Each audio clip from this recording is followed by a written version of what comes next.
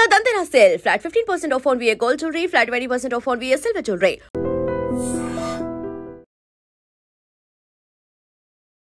47 సంవత్సరాలుగా ఆయన cinema career కొనసాగుతుంది. 700 పైగా చిత్రాలు, అందులో 100కి పైగా తెలుగులోని హీరోగా ఆయన నటించారు. ఆయన సినీ ప్రపంచానికి శ్రీనివాసుడు. ఫస్ట్ సినిమాలోనే ఫైటర్కి ఒక 5-6 పుళ్ళు రాలగొట్టారంట. 2-3 పళ్ళు పాపం ఎగిరిపోయింది. తర్వాత చూసేది ఆల్రెడీ పోయిన పల్లేదు, కట్టించి పెట్టారనమాట. సార్ 1984లో ఒక హీరో రెమ్యునరేషన్ 4 నుంచి 5 లక్షలు. అప్పట్లో సౌత్లో ఏ హీరోకి ఆ రెమ్యునరేషన్ లేదు, ఒక సుమన్ గారు మాత్రమే ఆ రేంజ్ రెమ్యునరేషన్ తీసుకున్నారు అని చెప్తుంటారు. యాక్చువల్గా నేను డబ్బును పెద్దగా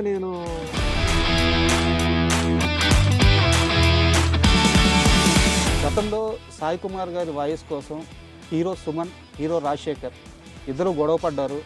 సాయి కుమార్ గారిని మధ్యలో ఇబ్బంది పెట్టారు. ఆ గొడవ చాలా దూరం వెళ్ళిపోయి సుమను, రాజశేఖరు మాట్లాడుకోని రోజులు కూడా ఉన్నాయి.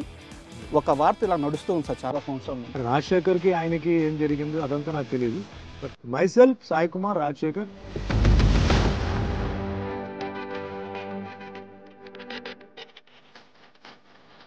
రాజశేఖర్కి ఏవైతే సినిమాలు పడ్డాయో ఆ సినిమాలన్నీ సుమన్ వే అని చెప్పి ఒక టాక్ ఉంది. టాక్ ఒకటి వచ్చింది. ఈ చేతబడి చేపించిన వ్యక్తులు ఎవరు సార్? కేరళలో చాలా ఫేమస్ చోట.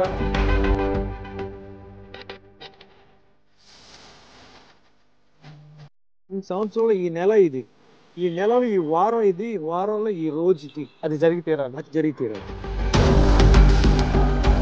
మీరు జైలుకి వెళ్ళక ముందు ఒక పెద్ద రాజకీయ నాయకుడు, తమిళనాడులో ఒక పెద్ద రాజకీయ నాయకుడు మిమ్మల్ని పిలిచారని, ఆయన నొచ్చుకునేలా సమాధానం చెప్పారని, దానివల్లే మీరు జైలుకి వెళ్ళాల్సి వచ్చిందని, ఆ కేసు జరిగిన రోజు నుంచి మీతో పాటు ఒక వ్యక్తి కూడా సఫర్ అవుతున్నారు, మెగాస్టార్ చిరంజీవి గారు. ఇప్పుడు అది చిరంజీవిని పొగిడితే బాలకృష్ణ తట్టుకోలేడు, వాళ్ళిద్దరికీ పడదు, పైకి మాత్రం అలా మంచిగా ఉంటారు కానీ వాళ్ళిద్దరి మధ్య కొన్ని దశాబ్దాలుగా ఆ పోటీ, క్లాషు అవన్నీ నడుస్తున్నాయని మొన్న గొడవతో చాలామంది వాళ్ళ ఇష్టం వచ్చినట్టు రాసేశారు. వాళ్ళిద్దరిని అతి దగ్గరగా ఎక్కువ కాలం చూసిన హీరో మీరు. వాళ్ళిద్దరి మధ్య ర్యాపో ఎలా ఉంటుంది సార్ అసలు? బాలకృష్ణ గారు జనరల్లీ కొంచెం మంచికి మంచి, చెడుకు చెడు, కొంచెం short tempered sir.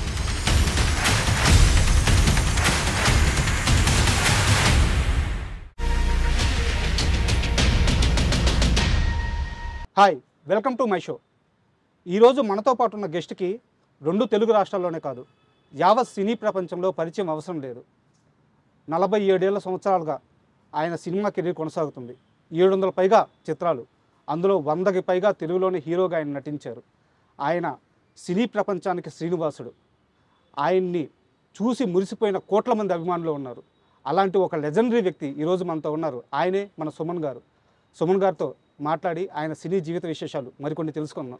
Hi sir, నమస్తే. నమస్కారం అండి. సార్, ముందుగా అంటే చిన్నప్పటి నుంచి మీ సినిమాలు చూశాను సార్. 1-2 సందర్భాల్లో మిమ్మల్ని దూరం నుంచి కూడా చూశాను. ఇలా మీ పక్కన మీ ముందు కూర్చొని మిమ్మల్ని ఇంటర్వ్యూ చేయడం చాలా ఆనందంగా, కొంచెం గర్వంగా కూడా ఫీల్ అవుతున్నాను. ఈ అవకాశం ఇచ్చినందుకు చాలా thanks sir. Thank you sir. Thank you. And అలాగే ఇంటర్వ్యూలోకి వెళ్ళే ముందు ఇందాక నేను ఒక మాట మాట్లాడాను, సినీ జగత్కి ఆయనే శ్రీనివాసుడు అని చెప్పి. ఈ సాయంత్రం వేళ నేను నిజంగా శ్రీనివాసుడు ముందు కూర్చొని ఉన్నానని భావిస్తూ, ఈ ఇంటర్వ్యూ అయిపోయే లోపల నాకు ఒక వరం కావాలి, అది ఎక్కడ వాడుకుంటానో నా ఇష్టం, కానీ ఆ వరం మీరు నాకు ఇస్తానని ప్రామిస్ చేయాలి. నా చేతుల్లో ఉంటే తప్పకుండా ఇస్తాను. Thank you sir. అండ్ మీ సినీ ప్రయాణం స్టార్ట్ అయింది ఒక కార్ మెకానిక్ ద్వారా. ఆయన తీసుకెళ్ళి కిట్టు ఆయన పరిచయం చేశారు. ఇది చాలాసార్లు చెప్పారు మీరు. అంటే సుమన్ అంటే ఎలాంటి వ్యక్తి అంటే, తనకి లైఫ్లో ఏ చిన్న సహాయం చేసిన వ్యక్తిని కూడా ఎప్పుడూ మర్చిపోయేవారు కాదు. ప్రతి సందర్భంలో వాళ్ళ పేర్లు ప్రస్తావిస్తూనే ఉంటారు. అలాంటి కిట్టు కుటుంబానికి సుమన్ చేసిన సహాయం అంటే ఏం చెప్తారు? యాక్చువల్గా కిట్టు గారు పాపం, ఆయన ఫ్యామిలీ వచ్చి కొంచెం డిస్టర్బ్డ్ ఫ్యామిలీ అండి సార్. ఇప్పుడు మీరు అడిగారు కాబట్టి అది చెప్పాలి.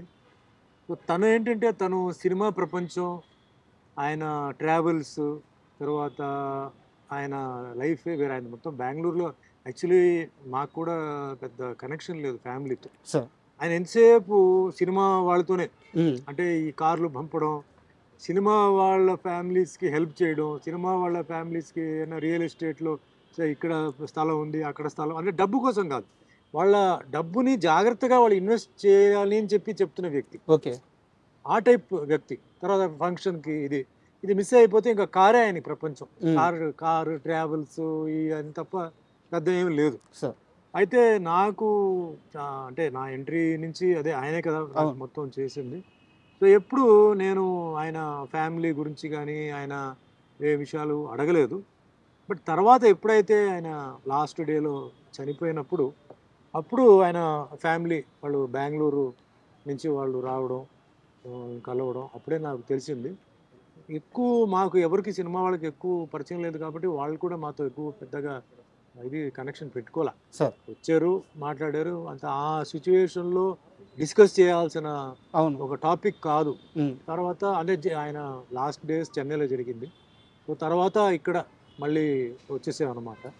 సో దాంతో ఏంటంటే మాకు ఎక్కువ ఏమి తెలియదండి అసలు మ్యాటర్, వాళ్ళ ఫ్యామిలీ బ్యాక్గ్రౌండ్ గురించి కానీ. అంటే నేను పర్సనల్గా జనరల్గా ఎవరు పర్సనల్ మ్యాటర్స్కి వెళ్ళను. అంటే వాళ్ళ ఫ్యామిలీ ఎక్కడ ఉంది అదే వాళ్ళుగా చెప్తే ఓకే, కానీ పర్సనల్ మ్యాటర్స్లో నేను ఎప్పుడు ఇంటర్ఫియర్ చేయడం నాకు ఇష్టం లేదన్నమాట. అంటే ఈ క్వశ్చన్ అడగడానికి కారణం ఏంటంటే సార్, మీరు చాలా ఇంటర్వ్యూలో కిట్టు నా గాడ్ ఫాదరు, ఆయన ద్వారానే ఇండస్ట్రీలోకి వచ్చానని చెప్పారు. సో తర్వాత కిట్టు ఏమయ్యారు అనేది చాలా మందికి తెలియదు. అవునవును. సో అందుకని ఈ క్వశ్చన్ అడిగాను. ఇప్పుడు చనిపోయి ఆల్మోస్ట్ 10 years పైన అయిపోయింది సార్. 10 years 12 years అయిపోయింది సార్. ఎందుకంటే సుమన్ అంటే మాకందరికీ ఒక నిధిలాగా అనమాట. ఇలాంటి ఒక నిధిని ఇండస్ట్రీకి ఇచ్చిన మనిషి గురించి ప్రస్తావించి ఇంటర్వ్యూ స్టార్ట్ చేద్దాం అనుకున్నాను. అండ్ మీ కెరీర్ విషయానికి వస్తే సార్, ఫస్ట్ మూవీ నా తమిళ్లో నేమ్ ఏదే స్విమ్మింగ్ పూల్ అని ఏదో పేరు వస్తుంది తెలుగులో. ఫస్ట్ సినిమాలోనే ఫైటర్కి ఒక 5-6 పుల్లు రాలగొట్టారంట. అంటే నన్ను ఫస్ట్ ఆఫ్ ఆల్ నేను సినిమా ఫీల్డ్కి వెళ్ళడానికే నా కరాటే బ్యాక్గ్రౌండ్ అండి. Yes sir. అంటే పర్సనాలిటీ అప్పుడు ఉంది సార్, కానీ యాక్టింగ్ తెలియదు, డాన్సింగ్ తెలియదు.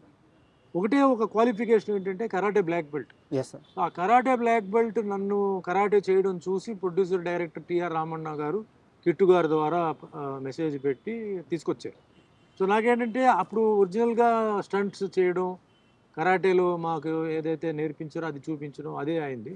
ఈ స్టంట్లో ఏంటంటే టచ్ చేయకుండా కెమెరాకి ఓవర్లాప్ చేసి చేయడం ఇవన్నీ తెలీదు. సో ఫైట్ చేసేటప్పుడు తెలియకుండా హ్యాండ్ పంచ్ కొట్టి ఒక 2-3 పళ్ళు పాపం ఎగిరిపోయింది. తర్వాత చూసి అది ఆల్రెడీ పోయిన పర్లేదు, కట్టించి పెట్టారనమాట. ఆయన అన్నాడు, ఏం వరే అవుతుంది సార్, ఆల్రెడీ పళ్ళు వేరే షూటింగ్లో పోయింది, కట్టిన పళ్ళు అండి కాబట్టి ఓకే అని అన్నారు. బట్ అంతే తప్ప డెలిబరేట్గా కొట్టడం అలాంటిది ఏం లేదు. బట్ నేను మట్టుకు అప్పుడు ఏం చెప్పినంటే, అంటే వాళ్ళు ఏంటంటే ఆర్టిస్ట్ని టచ్ చేయకుండా చేసేవారు. టచ్ చేయకుండా చేసే నాకు రియాక్షన్ వచ్చేది కాదు. సార్ మీరు టచ్ చేయకపోతే నా రియాక్షన్ రాదు సార్, మీరు కొట్టండి అని చెప్పి ఉల్టాగా వాళ్ళ దగ్గర నుంచి నేను టచ్ అయ్యేలాగా నేను కొట్టించుకున్నాను. అప్పుడే రియాక్ట్ అయ్యాను. తర్వాత ఏంటంటే సినిమా ఫైట్ అంటే రియల్ ఫైట్ కాదు, ఇది టచ్ అవ్వకుండా చేయాలి. అంటే నేల మీద దొల్లడం, పైనుంచి దూకడం అవన్నీ నిజం. మిగతంతా టచ్ చేయకుండా కెమెరాకు ఓవర్లాప్ చేసి చేయడం ఇవన్నీ తర్వాత నేర్చుకున్నాను అనమాట. అండ్ అప్పటికే మీరు తమిళ్లో చాలా పెద్ద స్టార్ అయిపోయారు. తెలుగులో అప్పటికి ఏంటంటే సీనియర్ హీరోలు అప్పుడప్పుడే తగ్గుతూ యంగ్స్టర్స్ వస్తున్నారు. అలాంటి టైంలో కరెక్ట్ టైంలో మిమ్మల్ని తెలుగులోకి తీసుకొచ్చింది భానుచంద్ర గారు. తమ్మారెడ్డి భరద్వాజ్ గారితో ఇద్దరు కిలాడీలు అనే మూవీ ఫస్ట్ ఛాన్స్ వచ్చింది, కానీ ఆ సినిమా లేట్ అయ్యి తరంగని ముందు రిలీజ్ అయ్యింది. Relangi Narasimharao director, first director Relangi Narasimharao గారు, ఫస్ట్ ప్రొడ్యూసర్ తమ్మారెడ్డి భరద్వాజ, నన్ను పరిచయం చేసింది భానుచందర్.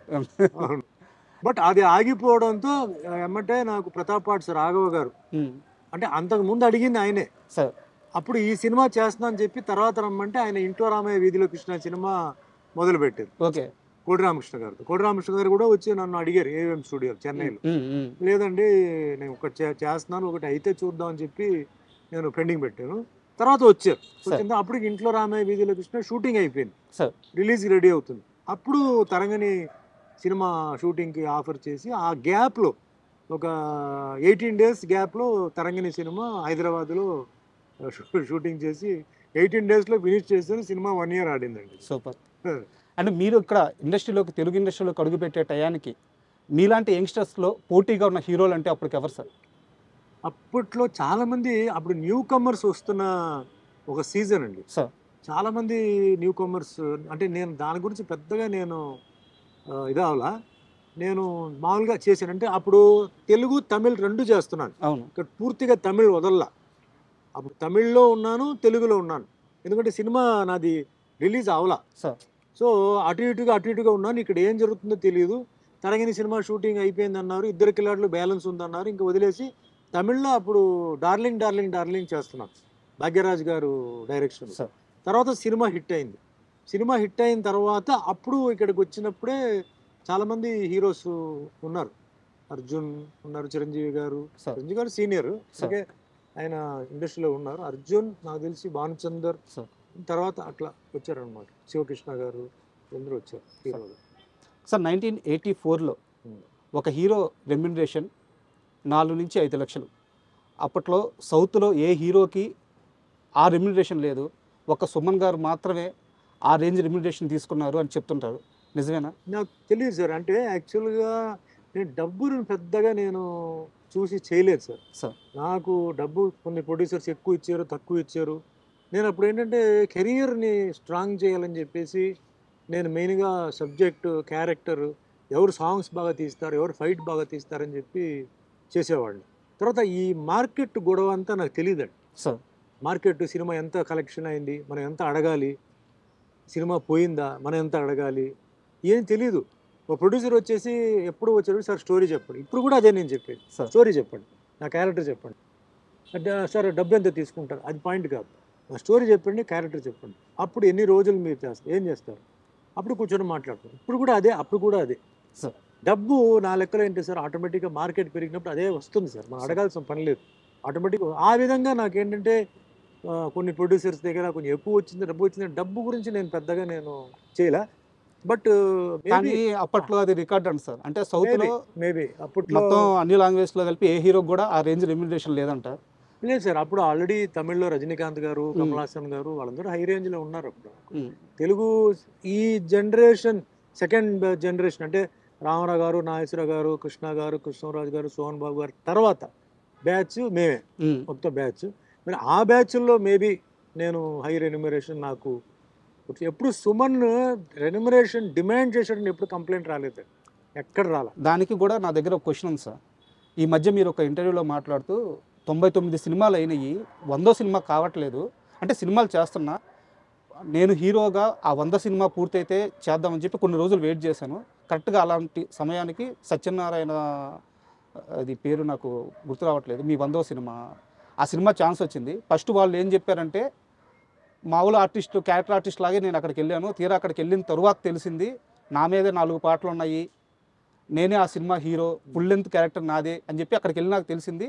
చాలా హ్యాపీగా ఫీల్ అయ్యాను, 100వ సినిమా ఫినిష్ చేశానని చెప్పి మీరు ఒక ఇంటర్వ్యూలో చెప్పారు. ఇక్కడ నా క్వశ్చన్ ఏంటంటే, క్యారెక్టర్ ఆర్టిస్ట్గా ఒక రెమ్యునరేషన్ ఉంటుంది సార్, హీరోగా అయితే ఆ రెమ్యునరేషన్ మారుద్ది. మీరు అక్కడ కూడా ఏం, నన్ను క్యారెక్టర్ ఆర్టిస్ట్ అనుకున్నాను, ఇప్పుడు నన్ను హీరోని అంటున్నారు, నా రెమ్యునరేషన్ పెంచండి, ఇలాంటి డిమాండ్ ఏం చేయలేదా? సినిమా ఫీల్డ్లో ఉండడానికి కొన్ని సూత్రాలు ఉన్నాయి, కొన్ని సీక్రెట్స్ ఉన్నాయి సార్. ఫస్ట్ థింగ్ ఏంటంటే you have to be destined sir. నీ తలరాతిలో రాసి ఉంటేనే నువ్వు సినిమా ఫీల్డ్లో ఉండగలుగుతావు సార్. డామినేట్ చేసేది అది రెండోది, పొజిషన్ అనేది మూడోది. సార్. ఇవన్నీ గ్రేడ్స్ ఉన్నాయి. కానీ ఇండస్ట్రీలో ఉండాలంటే నీ తలరాతో చేతిరాతో ఉంటే తప్ప నువ్వు ఉండలేవు, ఒకటి. సెకండ్ థింగ్, నువ్వు అందరితో డార్లింగ్గా ఉండాలంటే ఫస్ట్ థింగ్ ఏంటంటే సెట్లో అందరితో మంచిగా ఉండాలి, ఫ్రెండ్లీగా ఉండాలి. గర్వం, సక్సెస్ వచ్చినప్పుడు గర్వం, తర్వాత అహంకారం అవన్నీ లేకుండా ఎంత లో ప్రొఫైల్ వెళ్తే అంత మంచిది. ఆర్టిస్టులే కాదు, టెక్నీషియన్స్ని కూడా నువ్వు నవ్వుతూ మాట్లాడుతూ ప్రేమించి మర్యాద అంటే ఇస్తుంటే, ఇదన్నీ ఏంటంటే connections, these are all wires to connect to longevity అని చెప్పి నాకు మెసేజ్ చేయాలి. అని ఎప్పుడు రెన్యూమరేషన్ అడగొద్దు. ఓకే. నీ రెన్యూమరేషన్ ఆటోమేటిక్గా నీకు వస్తాయి. నీ రేట్ ఇంత, నాకు ఇంత, అంత వెళ్ళు మార్కెట్లో. ఎందుకంటే నీ సినిమా కొన్నవాడు ముందు బాగుపడాలి, నీ ప్రొడ్యూసర్ ముందు ఏంటంటే అమ్మయ్య నేను సుమన్తో చేస్తే నాకు డబ్బు మిగిలింది అని ఫీలింగ్ రావాలి. డైరెక్టర్ అనేవాడు సుమన్ వస్తే నాకు టెన్షన్ లేదయ్యా, చెప్పింది చేస్తాడు, వెళ్ళిపోతాడు, చెప్పిన డేట్ ప్రకారం వస్తాడు, పోతాడు. ఇలాంటిదని నువ్వు సంపాదించుకోవాలి. ఎప్పుడు ఈ రూల్స్ పెట్టుకొని చెప్పాడండి ఫస్ట్ నా టిఆర్ రామన్న గారు. ఈరోజు కూడా నేను అదే పాటిస్తున్నాను. 47 years in a field is not a joke అండి. Yes sir. So many generations, అవును, so many challenges. So many competition, not 1 language, 11 languages. Sir ఇదే సూత్రాలు నేను పాటిస్తున్నాను. నా క్యారెక్టర్ ఐఎమ్ వెరీ స్ట్రిక్ట్. నా క్యారెక్టర్ ఏంటి, నా కాస్ట్యూమ్ ఏంటి, నా పెర్ఫార్మెన్స్ ఏంటి, గెటప్ ఏంటి, no vulgarity, no sex, sir no anti patriotism, దేశానికి విరుద్ధంగా మాట్లాడడం, సార్ కులం, మతం. ఎంత డబ్బు ఇచ్చినా నేను చాలా సినిమాలు వదులుకున్నాను. ఎంత డబ్బు ఇచ్చినప్పుడు డబుల్ మీనింగ్ డైలాగులు, సెక్స్ డైలాగులు, ఈ డైలాగ్ మానేశాను. ఖాళీగా ఉన్నాను ఇంట్లో. సార్ సుమన్ కొన్ని రోజుల్లో ఖాళీగా ఉన్నాను. కారణం ఏంటంటే అప్పుడు ఆ సీజన్ జరుగుతుంది. ఓకే డబుల్ మీనింగ్ డైలాగ్స్తో సినిమా, కామెడీ గీమిడీ అన్నది నేను పోలా. అప్పుడుగా అన్నమయ్య సినిమా చేయలా. సార్ అప్పుడుగా మామూలు సుమన్ హీరో. సార్ నేను ఎందుకంటే నేను చాలా కష్టపడి ఒక ఇమేజ్ని సంపాదించుకున్నాను సార్. నాకు ఎవరు బ్యాకింగ్ లేదు. నేను సినిమా ఫీల్డ్కి సంబంధించిన వాడు కాదు. యాక్టింగ్ తెలియదు, ఏమీ తెలియదు. మొత్తానికి భగవంతుడు తీసుకొని పెట్టాడు. తర్వాత నాకు తెలిసిన విషయం ఏంటంటే ఒక శ్రీనివాసుడు క్యారెక్టర్ చేయడానికి పైనుంచి ఆయన నన్ను సృష్టించాడు, నన్ను చేయించాడు అని చెప్పి తర్వాత తెలిసింది నా బుర్రకి. అప్పుడు దాకా నాకు తెలియదు. సార్ సుమన్ ఎందుకు వచ్చాడు ఒక ఫీలింగ్ వస్తే, ఒక శ్రీనివాసుడు క్యారెక్టర్ చేయడానికి ఆ శ్రీనివాసుడు నువ్వే కరెక్టర్ నా సినిమా చేయడానికి అని చెప్పేసి నాకు ఆ లైన్ నాకు ఇచ్చి నన్ను తయారు చేసి, ఎందుకంటే ఆ క్యారెక్టర్ చేయడానికి కేవలం మేకప్ వేయడం, పూసుకోవడం, చేయడం కాదండి. ఎంతో త్యాగం చేశావు. కాళ్ళకు చెప్పులు వేయలేదు. 8 నెలలు నేల మీద పడుకున్నారు. 8 నెలలు ఉదయం 3 గంటలకు లేచి 5 గంటలకి అన్నపూర్ణ స్టూడియోలో మేకప్ వేసి ఇట్స్ ఆన్ రికార్డ్. సార్ చలి ఎండ అన్నిటికీ చేశాను. సరే ఇవన్నీ పక్కన పెట్టండి. ఆ సినిమా రిలీజ్ అయిన తర్వాత పెద్ద హిట్ అయిన తర్వాత president of India Shankar Dayal Sharma గారితో పక్కనే కూర్చొని సినిమా చూసే భాగ్యం నాకు ఆ దేవుడు ఇచ్చాడు. సో వీటన్నిటికీ అన్ని సంవత్సరాలు నాకు పరీక్ష, అన్ని సంవత్సరాలు నాకు ట్రైనింగ్, అన్ని సంవత్సరాలు ఏంటి ఆ మొహంలో మేకప్ వేసినందుకు మాత్రం కళ రాదు సార్. దేవుడు కళ రాదు. అయ్యో ఆ పవర్ రావాలి. అవును అది పైవాడు ఇవ్వాలి. అది ఇచ్చాడు, చేశాడు. సో నేను ఆ రూట్లో నేను ఎప్పుడూ ఆలోచిస్తుంటానండి. మన చేతిలో ఏమీ లేదు సార్. 300 మంది పైకి ఎక్కారు, 3 నిమిషాల్లో ఎగిరిపోయారు సార్ ఫ్లైట్లో. ఏం గ్యారంటీ ఉందండి? ఇంకో 10 నిమిషాల తర్వాత ఏం జరుగుతుంది ఎవరికి తెలియదు. సో ఎక్కువ నేను ఆశలు పెట్టుకోవడం, ఎక్కువ అది ఇది లేదు. చిన్నప్పటి నుంచి మా అమ్మగారు కూడా చాలా అంటే ఒక ప్రిన్సిపల్గా ఉండేవారు. సో అన్నీ కొంచెం బుద్ధిజము, నా కరాటే స్కూల్లో కూడా బుద్ధిజం గురించి, కర్మ గురించి అవన్నీ, సాంస్క్రిట్లో భగవద్గీత చదివాను. అది పెద్ద నాకు ఒక వరం. లైఫ్ అంటే ఏంటి అని మా అమ్మగారు నేర్చుకోమని చెప్పింది. సో అట్లా నా లైఫ్ మిగిలిన వాళ్ళలాగా కాదు. Sir came very hard way. Challenges అందరికీ ఉంటాయి. నేను ఏదో ఒకటే పోరాడేని కాదు. ప్రతి ఒక్కరి ఛాలెంజ్ వేరే వేరే స్టైల్లో ఉంటుంది, వేరే వేరే ప్రశ్నలు ఉంటాయి. అంటారు కదా, never copy the neighbours answer paper. అప్పుడు ఆయన క్వశ్చన్స్ ఆర్ వాళ్ళ లైఫ్ వేరే. Comparison, no comparison. నేను ఎప్పుడు నాతో పాటు కాదు, నా కింద ఉన్న వాళ్ళతో కంపేర్ చేస్తాను. భగవంతుడు నాకు ఇది ఇచ్చాడు, ఇది మనం కాపాడుకోవాలి. ఎవడేం చెప్పినా నాకు అనవసరం. నేను చేసేది రైటా రాంగా సార్. తర్వాత ఎవరినైనా నేను ఒకవేళ ఏదైనా అనేస్తే తర్వాత వెళ్ళిపోయి నేను క్షమాపణ అడిగితే అనలా. ఒకవేళ అని ఉంటే నాకు అనిపించింది ఇట్లా, సారీ మా ఏదో మూడ్లో అలా చెప్పాను, వేరే ఏం కాదని చెప్పి నేను క్షమాపణ, నాకన్నా కింద స్థాయిలో ఉన్నవాడు కూడా నేను క్షమాపణ అడిగిన రోజులు ఉన్నాయి. ఇవన్నీ ఏంటంటే లైఫ్లో నాకు ఎక్స్పీరియన్స్తో, మా అమ్మగారిది, మాకు కొంచెం ఇలా ఫిలాసఫికల్గా కొన్ని టీచర్స్ వాళ్ళతో నేను నేర్చుకుని, అంటే టైం ఇది వేరే. అంతేకాదు నేను టైంని 200% నమ్ముతున్నాను సార్. టైంని, మీ కష్టాన్ని sir. It is time sir. Next మన కష్టం సార్. కష్టపడింది ఎప్పటికీ పోదు సార్. సార్ అది ఏదో ఒక టైంలో మనకు ఆ ఫలితాలు వస్తాయి సార్. అండ్ యాక్చువల్గా నా క్వశ్చనరీలో లేదు, మీరు భగవద్గీత టాపిక్ తెచ్చారు కాబట్టి నేను ఒక క్వశ్చన్ అడుగుతున్నాను. ఇప్పుడున్న యంగ్స్టర్స్ ఎవరైతే ఉన్నారో, ఈ తరం పిల్లలు భగవద్గీత చదవడం కాదు కదా, కంటితో కూడా చూడట్లేదు, తల్లిదండ్రులు నేర్పించట్లేదు, పాఠశాలల్లో కానీ కాలేజీల్లో కానీ పాఠ్యాంశంగా కూడా లేదు. ఒక మనిషి జీవితం మొత్తానికి అవసరమైన సారాంశం ఉన్న పుస్తకం దేవుడి గదిలో ఒక మూల ఉండిపోతుంది. ఈ తరానికి ఏం చెప్తారు సార్ భగవద్గీత? లైఫ్ అంటే ఇది మెచ్యూరిటీ, ఎక్స్పీరియన్స్ అంటారు సార్. 2 విషయాలు ఉన్నాయి. చాలామంది కన్ఫ్యూజ్ అవుతారు.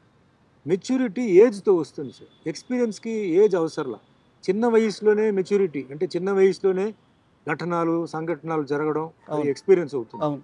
కొందరికి చిన్న వయసులోనే కొన్ని ఎక్స్పీరియన్స్ రావడంతో లైఫ్ని అప్పుడే వాళ్ళు నేర్చుకుంటున్నారు. వాళ్ళు వాట్ ఈజ్ లైఫ్ వాళ్ళకి తెలుసు. సో లైఫ్ను వాళ్ళు నేర్చుకుంటున్నారు. కొందరికి ఏంటంటే టైం పడుతుంది. కొందరికి ఏంటంటే కొంచెం సుఖం ఉండడంతో వాళ్ళకి కష్టాలు ఏమిటో తెలియదు. సో కొందరు ఏంటంటే కష్టాలు చూసి లైఫ్ని ఎక్స్పీరియన్స్ చేసి వాళ్ళు బ్యాలెన్స్డ్గా ఉంటారు.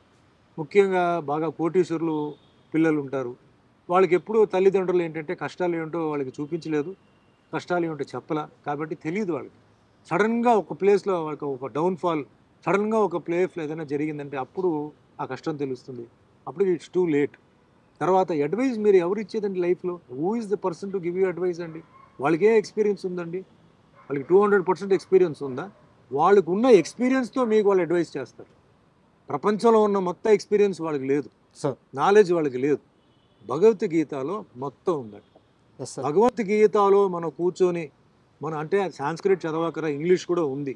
ఒక ఏజ్ వచ్చిన తర్వాతనే భగవద్గీత ఏమిటనేది తెలుస్తుంది. సార్. చిన్న వయసులో వాళ్ళకి తెలియదు సార్. చిన్న వయసులో అది అలా జరిగి ఉండేది, ఇలా జరిగింది, అది ఇది అంటారు, తెలియదు. That is immaturity. Sir. But maturity వచ్చినప్పుడు వాళ్ళు ఎవరిని అడిగితే మనకు కరెక్ట్ అడ్వైస్ ఇస్తారు? లాయరా, జడ్జా? కాదు, వాళ్ళు ఇస్తారు. వాళ్ళు ఇచ్చే ఇదేంటే బుక్ నాలెడ్జ్ ఉంటుంది, కొంచెం ప్రాక్టికల్ నాలెడ్జ్ ఉంటుంది. బట్ ప్రపంచంలో ఉంటున్న ఒక అడ్వైజర్, బెస్ట్ అడ్వైజ్ ఎవరంటే భగవద్గీత. అదేదో హిందూ రిలీజన్ అని కాదండి. Bhagavad Gita can be studied by a Muslim, by a Christian, by a Buddhist, by a Sikh, by a Jain, anybody. It is a book of knowledge of how to live life. Sir. నా ఎక్స్పీరియన్స్తో నేను చెప్తున్నా. చిన్నప్పుడు మా అమ్మగారు నేర్పించారు. ఎందుకురా మాకు భగవద్గీత ఎందుకు, ఇదేంటిది అన్నాను. అలాగే మా ఇంటి ఎదురులోనే కరాటే స్కూల్, చిన్న 6th క్లాస్లో వెళ్ళరా అన్నారు. కరాటే ఎందుకు, దేనికి ఇది అన్నారు. మెల్లిమెల్లిగా కరాటేలో ఉన్న బెనిఫిట్స్, మన ఫిజికల్ ఫిట్నెస్ ఎలా ఉంటుంది, మెంటల్ ఫిట్నెస్ ఎలా ఉంటుంది, బాడీ కండిషన్ ఎలా ఉంటుంది, అలాగే ఒక బ్లాక్ బెల్ట్కి వచ్చేటప్పుడు దాంట్లో ఉన్న విషయం తెలుసుకున్నాను. మనలో ఉన్న ఒక పేషెన్స్, కామ్నెస్, ఎన్నిసార్లు కింద పడినా కూడా లైఫ్లో మనం లేచి నిలబడి మనం ఫైట్ చేయవచ్చు, ట్యాకిల్ చేయవచ్చు. తట్టుకునే శక్తి మనకి కావాలంటే martial arts, discipline, devotion, dedication, daringness లైఫ్లో అదన్నీ ఒక మెథాడికల్గా నేర్పించేది నాకు martial arts. Book of knowledge, లైఫ్ని ఎలా ముందుకు తీసుకెళ్ళాలి చెప్పింది నాకు భగవద్గీత. Super sir. అండ్ ఒక్కసారి ఎర్లీ 80sలోకి వెళ్తే సార్, అప్పట్లో మీరు ఒక స్టేట్మెంట్ ఇచ్చారు. నేను పెళ్ళంటూ చేసుకుంటే తెలుగు అమ్మాయినే చేసుకుంటాను అని చెప్పి ఒక స్టేట్మెంట్ ఇచ్చారు. అది మీరు ఏ ఉద్దేశంతో ఇచ్చారో నాకైతే తెలియదు, కానీ మీ వల్ల చాలా ఊర్లలో చాలామంది అమ్మాయిలు పెళ్లి చేసుకోకుండా ఆగిపోయారు. తెలుసా మీకు ఆ విషయం? తెలుసు. యాక్చువల్గా ఒక ఎగ్జాంపుల్ చెప్తాను మీకు. మాది నెల్లూరు జిల్లా కావాలి సార్. అక్కడ ఓల్డ్ టౌన్ అని ఒక ఏరియా ఉంటుంది, పాతూరు ఒక ఏరియా ఉంటుంది. అక్కడ ఒక లేడీ, అంటే మేము చిన్నపిల్లలుగా ఉన్నప్పుడు ఆమె 30 ఏజ్, మేబీ 28 ఆ ఏజ్ ఉండొచ్చు. చాలా మంచిగా ఉంటారు, మంచి ఎత్తు, పర్సనాలిటీ చాలా మంచిగా ఉంటారు.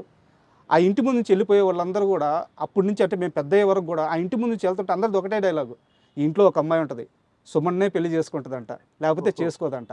అలాగా మేము పెద్ద అయ్యే వరకు కూడా ఆ మాట ఇంటూనే ఉన్నాం. తన తర్వాత చాలా ఏజ్ వచ్చిన తర్వాత పెళ్లి చేసుకుంది. సో నేను ఏం చెప్పట్లేదు. ఇలాంటి అమ్మాయిలు చాలామంది ఉన్నారు. మీకు అది పర్సనల్గా ఫేస్ చేశారు వాళ్ళు? సార్ యాక్చువల్గా మాకు అప్పట్లో ఫ్యాన్ మెయిల్ ఉండేది సార్. సార్. సో ఏ హీరో అయినా కూర్చొని ఫ్యాన్ మెయిల్ రాసేవాడు కాదు సార్. దానికి ఒక మనిషి ఉండేవారు, వాళ్ళు రాసేవారు, ఓ ఫోటో పెట్టేసి ఒక కవర్లో పెట్టేసి పంపేవారు. పాప అవతల వాళ్ళు ఏమనుకునేవారంటే నిజంగా హీరో రాసి పంపాడని అనుకునేవారు. తర్వాత వాళ్ళకి తెలిసిందే అతను కాదు అని. బట్ ఏదో అట్లా పిచ్చి పిచ్చిగా ఏదో ఉండేది. బ్యాచిలర్గా ఉన్నప్పుడు చాలామంది పెళ్లి చేసుకోవాలని చెప్పేసి అనుకున్నారు. బట్ మాది ఏంటంటే చెన్నై అవడంతో చాలామంది ఆంధ్ర నుంచి, అంటే అప్పుడు ఉమ్మడి రాష్ట్రం, సో ఆంధ్ర నుంచి వాళ్ళు వెళ్తే లాంగ్వేజ్ ప్రాబ్లం తెలియదు, సో ఎట్లా వెళ్తాం అని చెప్పేసి అక్కడే ఉండిపోయిన వాళ్ళు ఉన్నారు. అప్పట్లో ఎక్కువ సినిమాలు షూటింగ్ కూడా చెన్నైలో జరిగింది, ఆంధ్రాలో జరగల. తక్కువగా నెల్లూరు వరకు ఉండేది మ్యాక్సిమం, లేదు రాజమండ్రి, గుంటూరు, అంతే, వేరెక్కడ జరగల. అది కూడా 15 రోజుల షెడ్యూలే, సో ఎక్కువ కాంటాక్ట్ లేదు. ఇంకోటి వాళ్ళకి ఏంటంటే చెన్నైకి వచ్చి ఎక్కడ వెళ్ళాలి, ఎక్కడ వెతకాలి అని కొందరు, కానీ కొందరు వెళ్ళి వెతుకుదాం అని చెప్పి బయలుదేరదామని చెప్పి అన్ని మూట సర్దుకొని వచ్చేసి వెతికిన వాళ్ళు ఉన్నారు. మాకు తెలియకుండా చాలా స్టూడియో గేట్ దగ్గర నుంచొని, అంటే వాళ్ళ ఫీలింగ్ అంటే ఒక స్టూడియో అంటే ఇది ఒకటే, ఇంకా ఇక్కడే వస్తారు అనుకునేవాళ్ళు. పాపం వాళ్ళు తెలియదు సార్. అంటే sorry to interrupt you sir, చాలామంది అమ్మాయిలు ఒక్కసారి సుమన్ గారిని చూస్తే చాలు అనుకుని బతికిన వాళ్ళు కూడా ఉన్నారు. ఇప్పుడు కూడా అంటే నేను గొప్పగా చెప్పట్లేదు. ఇప్పుడు చాలా ఎక్కువ లొకేషన్స్కి మనం వెళ్తున్నాం, కొంచెం ఫారెస్ట్ లొకేషన్స్, విలేజ్ అని వెళ్తున్నాం కదా. ఇప్పుడు చాలామంది లేడీస్ ఇప్పుడు కూడా వచ్చి, అంటే పెళ్ళి అయిపోయి వాళ్ళకి పిల్లలు అందరూ ఉన్నారు, వచ్చి సార్ మేము ఒకప్పుడు మీ డైహార్డ్ ఫ్యాన్ అండి, సో ఒక్కసారి జీవితంలో మిమ్మల్ని చూడాలి అని చెప్పి అనుకుంటే సినిమాలకు కుదరలా, తర్వాత మీ ఇంటర్వ్యూస్ వచ్చేది టీవీలో. అవును. సో ఇంటర్వ్యూ రూపంలో మేము మిమ్మల్ని చూసి అబ్బా సుమన్ అంటే ఇదా, సో మేము చాలా ఆనందపడ్డాం. కానీ ఈరోజు ఫేస్ టు ఫేస్ మీరు వచ్చుంటే మాకు ఏం మాటలు రావట్లేదండి, మేము నిజమా ఇది ఏంటి అని మాకు తెలియదు. ఎందుకంటే వాళ్ళు చాలా డీప్ ఊర్లో ఉంటారండి, వాళ్ళకి రావడానికి పోవడానికి యాక్సెస్ ఉండదు వాళ్ళకి. సో అట్లా ఇప్పుడు కూడా వచ్చి ఫీల్ అయ్యి చెప్పేవాళ్ళు ఉన్నారు. సో చెప్పి పాపం అంటే మంచి ఉద్దేశంతోనే మా పెళ్ళి అయిపోయి మా పిల్లలు మా ఫ్యామిలీ మా హస్బెండ్ ఇలా చెప్పి వాళ్ళు ఒక మంచి ఒక సార్ ఫ్యానే కదా సార్ ఇప్పటికీ. ఫ్యానే సార్, అది ఏదైనా ఫ్యాన్ మేల్ ఆర్ ఫీమేల్. అవును, వైస్ వర్సా. అవును, ఇప్పుడు ఫీమేల్స్ ఎట్లా ఉన్నారో అలాగే మేల్స్ కూడా ఫీమేల్ హీరోయిన్కి అట్లా ఫ్యాన్ అయిపోయి ఇప్పుడు చాలామంది హీరోయిన్స్కి ఇదే అయిపోయి అట్లా ఉన్న వాళ్ళు కూడా ఉన్నారు. ఇది అంటే ఇది ఇండస్ట్రీ అంతే సార్, ఇది మనం తప్పదు. ఈ ఒక్క ఇండస్ట్రీలోనే ఉంది అది. నెక్స్ట్ స్పోర్ట్స్లో ఉంది. మళ్ళీ మంచి స్పోర్ట్స్ మ్యాన్ అయితే పెళ్లి చేసుకోవాలని అమ్మాయిలు మీరు చూస్తుంటారు, మంచి స్పోర్ట్స్ కాంపిటీషన్ జరిగేటప్పుడు గర్ల్స్ వస్తారు ప్రపోజ్ చేయడం బ్యాచులర్గా ఉంటే వస్తారు. ఐ థింక్ అది అంతే, వేరే దేంట్లో లేదు ఇంత క్రేజ్, వేరే దాంట్లో లేదు. అఫ్కోర్స్ బిజినెస్ అయితే అది వేరే అనుకోండి. బట్ ఒక serious question sir, hero Rajasekhar గారితో మీ అనుబంధం ఇప్పుడు ఎలా ఉంది? బాగానే ఉందండి, గుడ్ ఫ్రెండ్స్ అండి. మొన్న కూడా రీసెంట్గా నేను ఏదో ఫంక్షన్లో కలిశాను, జీవిత గారు వచ్చారు, కలిశాను, మాట్లాడాను. వీఆర్ గుడ్ ఫ్రెండ్స్ అండి, మాకేమీ ఫీలింగ్స్ అంటూ ఏం లేదు. గతంలో సాయి కుమార్ గారి వాయిస్ కోసం హీరో సుమన్, హీరో రాజశేఖర్ ఇద్దరు గొడవ పడ్డారు. సాయి కుమార్ గారిని మధ్యలో ఇబ్బంది పెట్టారు. ఆ గొడవ చాలా దూరం వెళ్ళిపోయి సుమను రాజశేఖరు మాట్లాడుకోని రోజులు కూడా ఉన్నాయి.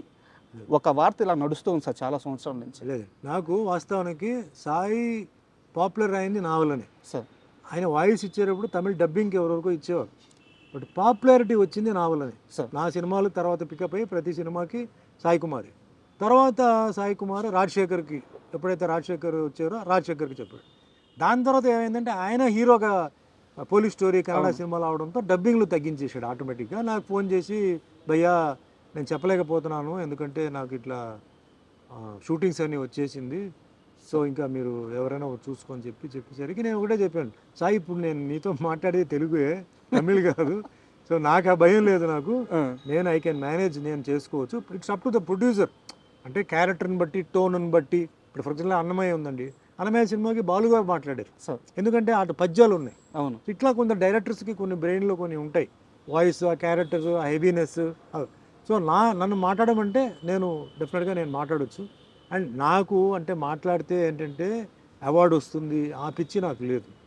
నాకు అవార్డు ఆల్రెడీ నాకు భగవంతుడు ఇచ్చేసారు ఈ ఇండస్ట్రీలో, ఇంకా అది కావాలని చెప్పి అట్లేం కాదు.